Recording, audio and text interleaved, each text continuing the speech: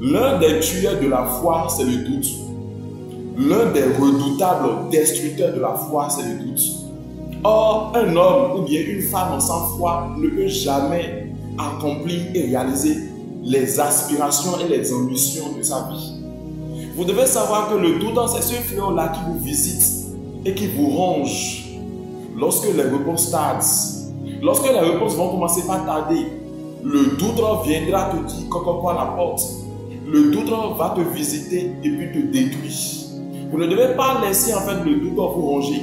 Parce que lorsque tu attends une réponse, pour que cette réponse puisse te parvenir, et puis elle va commencer par tarder, là, obligatoirement, il faut savoir que le doute va vouloir devenir ton ami.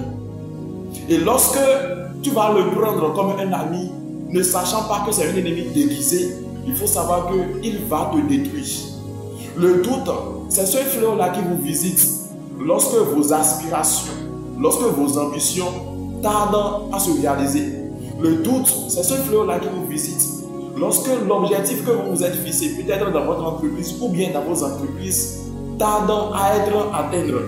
Le doute, c'est ce fléau-là qui vous visite lorsque vous avez en fait des projets et ces projets-là tardent à prendre de l'envol, tardent à se concrétiser, tardent à s'accomplir.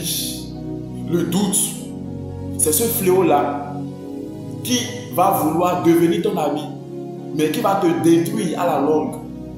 Lorsque tu adresses peut-être une prière à la nature, lorsque tu adresses une requête à Dieu, et cette requête tarde pour son exaucement, tarde pour son accomplissement, là, le doute va venir et va commencer par te ronger. Mais lorsque tu vas te laisser faire, il va te détruire. Le doute détruit l'être humain. Beaucoup de personnes aujourd'hui sont décédées sans réaliser leurs ambitions à cause du doute. Beaucoup de personnes, on les a enterrées aujourd'hui avec leurs projets, sans que ces projets ne puissent s'accomplir.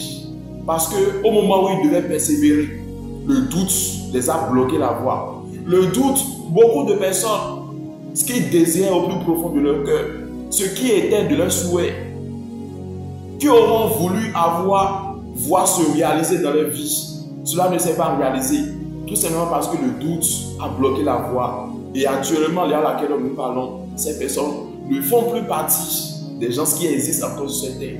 Tout simplement parce que, bien même avant de voir l'accomplissement de la gloire qu'ils attendaient, le doute les avait déjà tués. Ne laissez pas le doute tuer vos ambitions. Ne laissez pas le doute tuer vos projets. Ne laissez pas le doute tuer vos objectifs. Lorsque vous voyez que le doute commence par vous visiter, c'est en ce moment où vous devez vous dire d'être persévérant. C'est en ce moment où vous devez persévérer.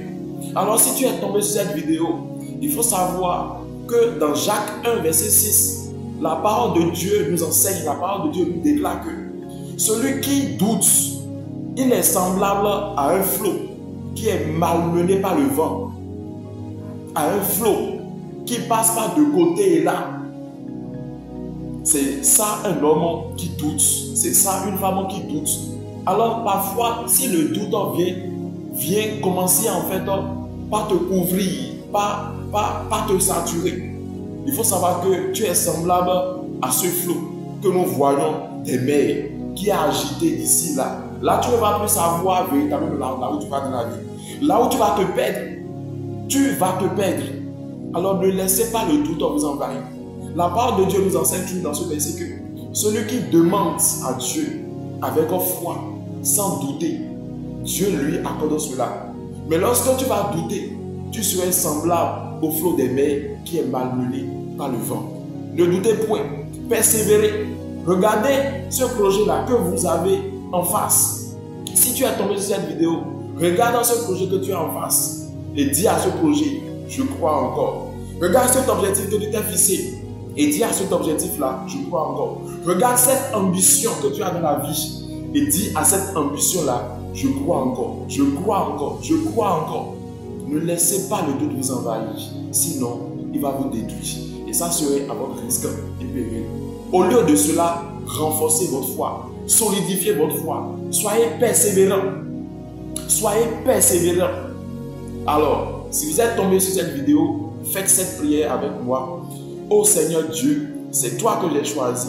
c'est en toi que je me confie. J'ai confiance en toi et je sais qu'avec toi, mes projets vont se réaliser, mes aspirations vont se réaliser, mes objectifs seront atteints.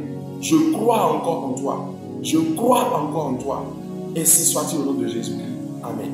Alors si vous avez suivi cette vidéo du début jusqu'à la fin, aimez, partagez la vidéo pour pouvoir bénir un frère ou bien une soeur. Et si vous n'êtes pas encore abonné, je vous invite à vous abonner pour que vous puissiez être édifiés par nos vidéos que nous partageons chaque jour. Que Dieu vous bénisse et à la prochaine.